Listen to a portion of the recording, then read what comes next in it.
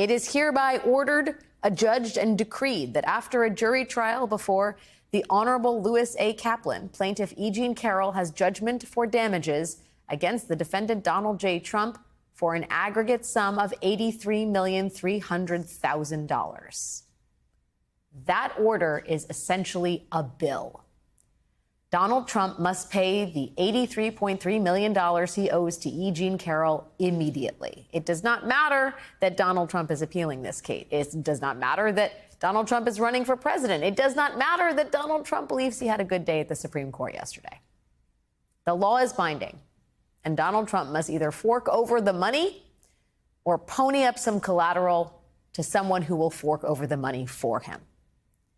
Now, this order from Judge Kaplan is an important reminder that while Trump may have breathed a sigh of relief at the Supreme Court yesterday, there is still a lot of legal peril on the horizon for him, the very near horizon, like next week.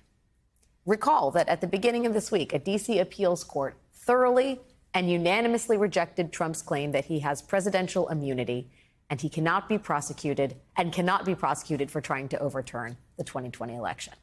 Now, that federal election interference case against Trump has effectively been put on ice while this presidential immunity issue works its way through the courts.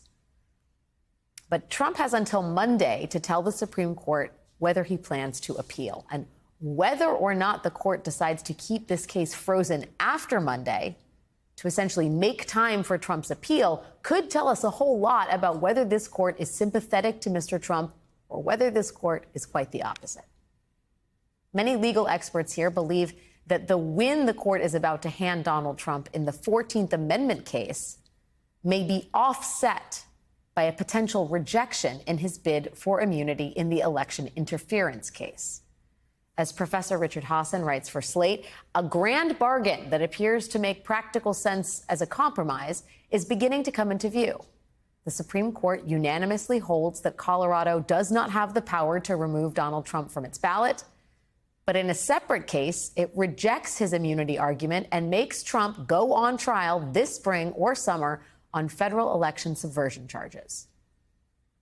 So it's a big moment in which we may know whether the Supreme Court is inclined to let the federal criminal trial go forward before the November election.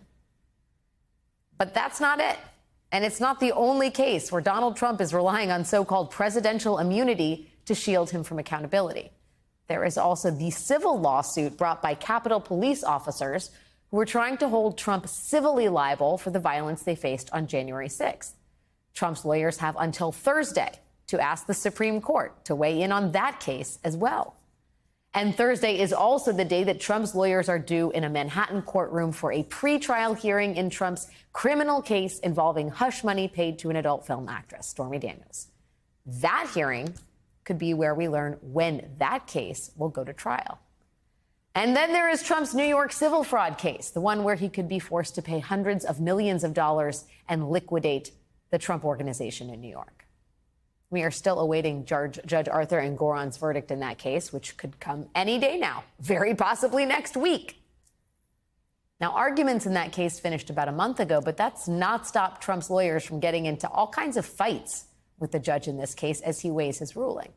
At present, Judge Engoron is concerned that one of the top financial executives in the Trump Organization committed perjury, or at least that's the reporting.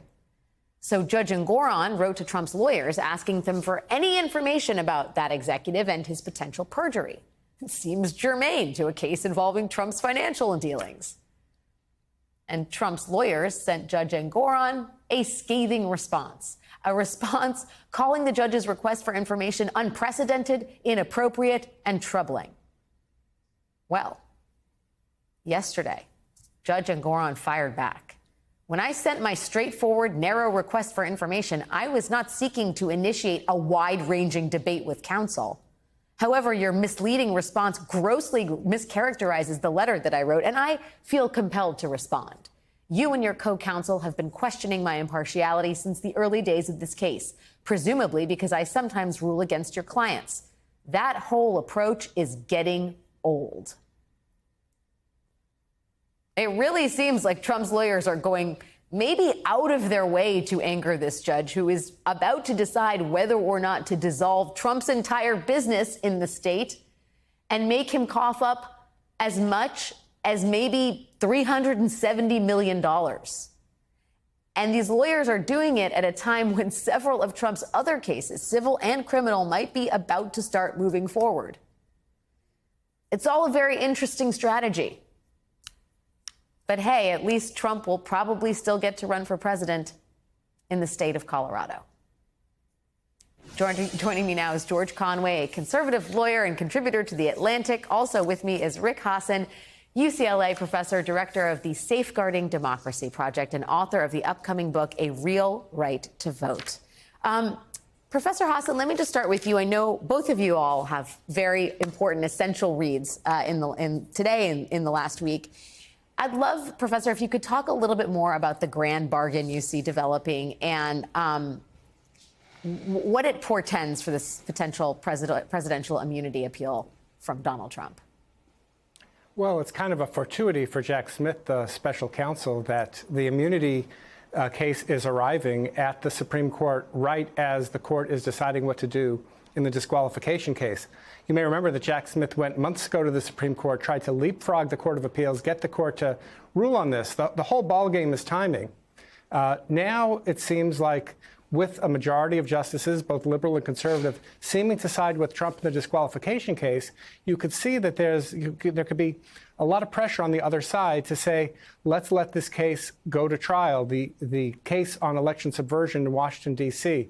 So Trump wins one, he gets to stay on the ballot, but he loses a big one. He goes on trial this spring or summer for election subversion in Washington, D.C., thereby letting the voters decide whether or not Trump is really disqualified from serving for office. Can I just follow on that, Professor, just because when we hear the term grand bargain, we usually think of congressional negotiations or legislative negotiations.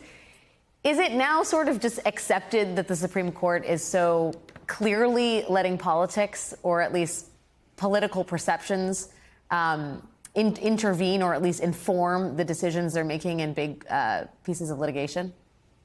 Well, I don't think they're actually going to be bargaining and saying, I'll vote this way if you vote that way. But I think that there's a kind of tacit agreements in these kinds of things, and how much pushback, say, the liberal justices are going to give in the disqualification case. Remember, you've got 6 Republican-appointed justices. You've got 3 Democratic-appointed justices. It's not going to be a good look for the Supreme Court if it's a 6-3 decision. I don't think that's likely to be. But if Justices Kagan and Jackson, at least, are willing to go along here, then, you know, it takes 5 votes to put a stay in place in that immunity case. It takes only 4 to have a hearing. The justices have got to know that all the eyes are on them, and it's going to look a lot less lopsided if the court gives with one hand and takes from the other, even if they're not engaged in the kind of horse trading that you might see on the floor of the House of Representatives. Right, not quite. Well, there's not as many horses to be traded, shall we say.